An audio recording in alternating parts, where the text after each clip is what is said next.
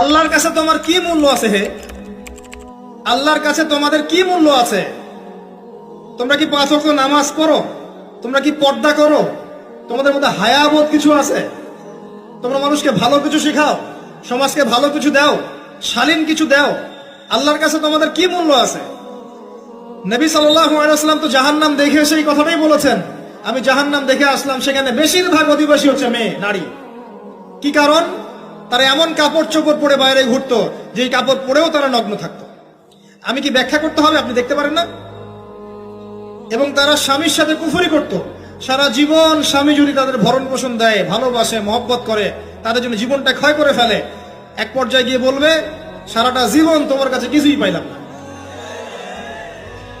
বাস্তব। এগুলোর কারণে মেয়েরা বেশি বেশি জাহান্নামে যাবে। এবং তারা মানুষ মারা গেলে মাতম করে, বুক পিঠ চাপড়ায়, এই কারণে যাবে। এবং তর্ক লাগলে অভিশাপ দেয় বেশি, এই কারণে যাবে। আল্লাহ পাক আমাদের মা বোনদেরকে হেফাজত করুন। তবে একটা হাদিস আছে সুসংবাদের। নবী সাল্লাল্লাহু আলাইহি ওয়াসাল্লাম বলেছেন, একজন নারী যদি 4টা কাজ করতে পারেন, জান্নাতের যে কোনো দরজা দিয়ে ইচ্ছা প্রবেশ করতে পারবেন।